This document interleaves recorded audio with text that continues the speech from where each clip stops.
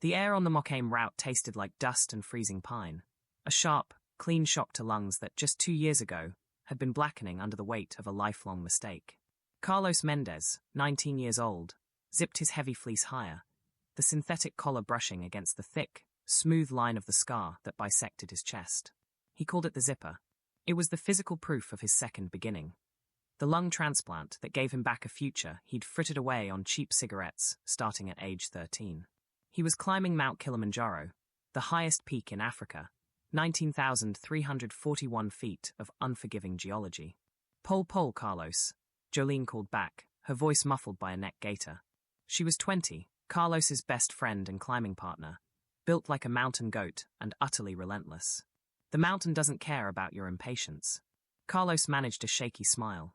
Patience was the only thing he had left, besides gratitude. This climb wasn't a reckless stunt. It was the culmination of 18 months of rigorous medical checks, focused training, and a promise he'd made to the family of his donor, a young woman named Sarah. The climb was his awareness project, the breath project. Every step was tracking toward the summit to convince other young people that organ donation wasn't just a lifesaver, it was a life-giver. Waylon, their lead guide, was a man carved from dark wood and silence. He moved with an economy of motion that suggested he was simply an extension of the mountain itself. He stopped and pointed to the dense jungle canopy they were leaving behind. You rush the mountain, it rushes you, Carlos. Respect the thin air. Those lungs are new, yes, but they still need time to remember how to dance up here. Waylon's eyes, ancient and knowing, rested on Carlos's chest. He knew the entire story.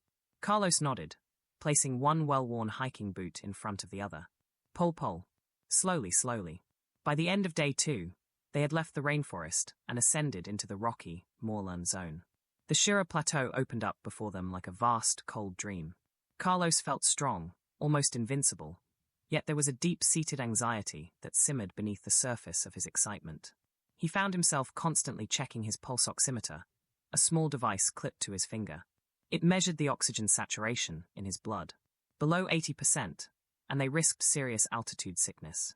While 90% was ideal at this height, Carlos knew his acceptable range was narrower than Jolene's. If his lungs failed up here, 12,000 feet above sea level, the consequences were devastating.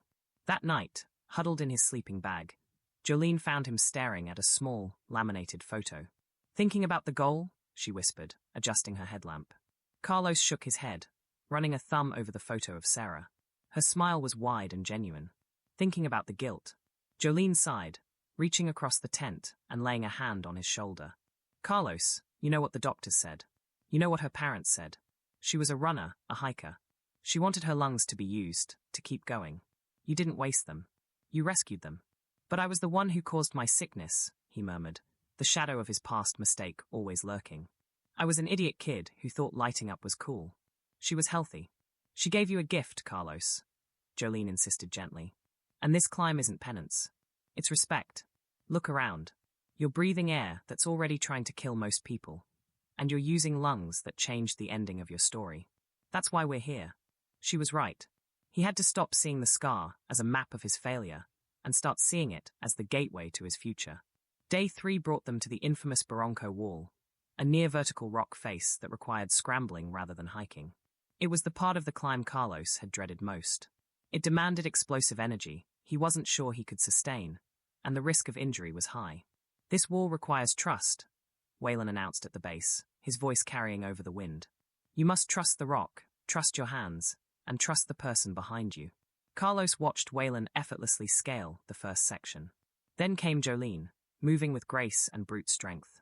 When it was his turn, the weight of the moment felt heavier than his pack. He felt the cold fear grip him, not of falling, but of running out of breath halfway up. He grasped the cold, rough stone, seeking a proper foothold.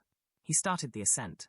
He moved quickly at first, fueled by adrenaline, but halfway up a particularly challenging diagonal slab, his breath hitched. The muscles around his ribs, still tender from surgery, tightened. The air felt like drinking through a straw. Inhale, hold, exhale.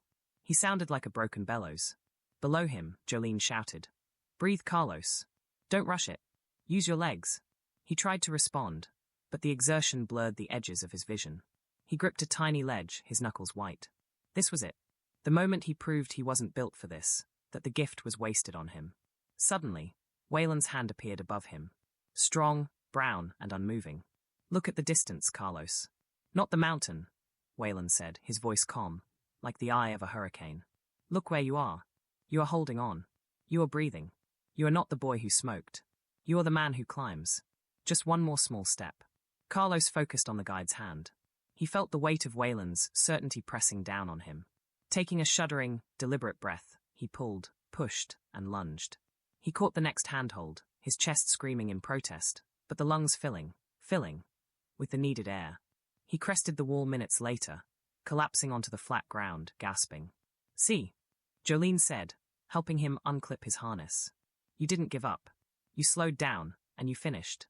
Carlos touched his chest, feeling the steady, rhythmic beat beneath the scar. He had done it. He hadn't just survived the wall. He had climbed it using lungs that belonged to someone else. Thank you, Waylon, he managed, his voice hoarse with altitude and emotion. The mountain does not care about your past, Carlos, Waylon replied, pointing at the path ahead, now leading toward the arid, desolate landscape of the Alpine desert. It only cares about your next step. Day 5 was a miserable staging ground for the final push. They were camped at Barofu, over 15,000 feet up. The air was frigid and thin. Carlos felt nauseous and dull, classic symptoms of AMS, but manageable. The summit push began at midnight. The goal was to reach Uhuru Peak by sunrise, while the ground was still frozen solid underfoot. The cold was monstrous. It pierced the layers of technical gear, wrapping around his throat like a garrote. They walked in the darkness, Jolene's headlight beam bouncing on the slope ahead, Waylon's shadow looming behind. This wasn't hiking, it was an endurance test against physics. Each step was an agonizing grind in the loose volcanic scree. For every 2 steps up, they slid 1 step back. Carlos's pulse oximeter read 78. He was struggling. Waylon, I need a break, Carlos whispered, the words freezing instantly in the air. They stopped. Carlos leaned heavily on his trekking poles, trying to catch his breath.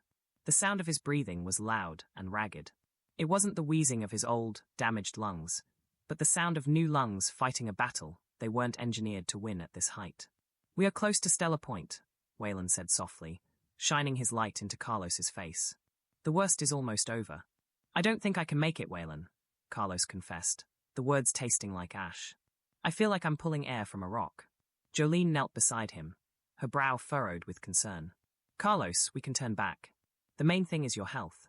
You've already reached 17,000 feet. That's incredible. Her words of permission, ironically, felt like a slap. Turn back? After everything? After the sacrifice made for him? He thought about Sarah.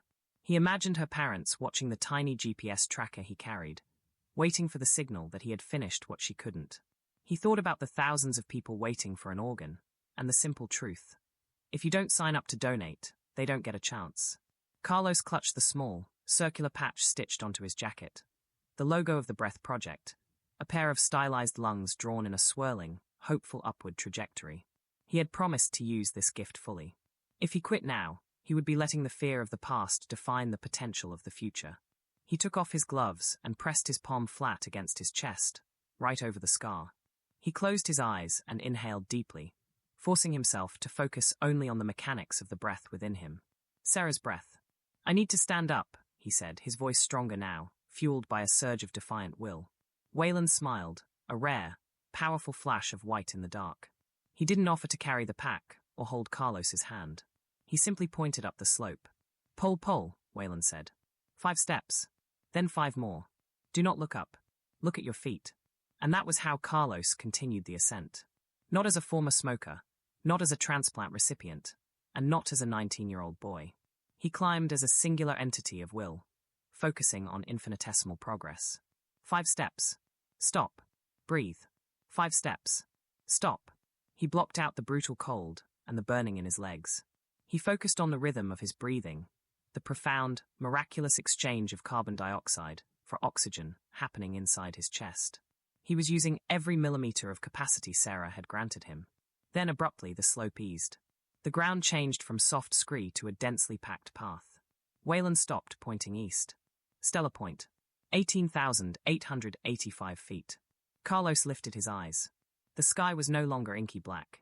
A ribbon of violent orange and rose was bleeding across the eastern horizon, illuminating the vast, sweeping curve of the earth. Below them, clouds stretched out like an endless, cotton-white sea. Jolene let out a ragged cry of exhaustion and wonder. They huddled together, shivering, watching the most extraordinary sunrise of their lives. The sun crested the horizon, and the world was bathed in blinding, golden light. Carlos took the deepest breath he had taken all night. The air tasted pure, cold, and victorious. His saturation jumped back to 82. The rest is easy, Wayland said, gesturing toward the final segment of the dormant volcano. The summit is only 45 minutes away. The walk from Stellar Point to Uhuru Peak was stunning. A high-altitude traverse past massive, sparkling glaciers, remnants of ice that climate change was rapidly stealing. Carlos felt lighter, almost floating on the adrenaline surge of the sunrise. He saw the famous wooden signpost ahead, marking the roof of Africa. He started running the last few yards, propelled by pure, unadulterated joy. He reached the post and collapsed against it, gazing out over the planet. He hadn't just climbed the mountain, he had confronted his mortality and won a temporary reprieve. Jolene reached him next, tears streaming down her face, instantly turning to ice on her cheeks. She threw her arms around him. "You did it, Carlos. You actually did it." When Wayland arrived, he merely nodded, his face impassive yet proud. "You used your gift well, Carlos." Carlos retrieved a small, pre-printed banner from his pack. It was bright green and white, bearing only two simple words and a heart. Sign up. Donate life. He stood next to the iconic sign, holding his banner high. Jolene took the photos, dozens of them, capturing the exhausted joy, the breathtaking backdrop, and the powerful message. In that moment, 19,341 feet above the life he had almost thrown away, Carlos Mendez understood the true meaning of his second chance. He hadn't just been given lungs to live, he had been given lungs to speak.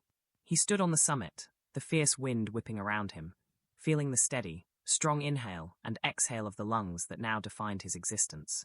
He was a beacon, a living, breathing testament to the power of a single yes.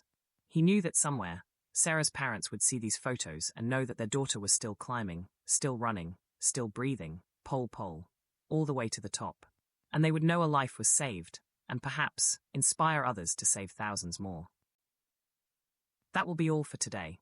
Don't forget to subscribe and hit the notification button. Goodbye.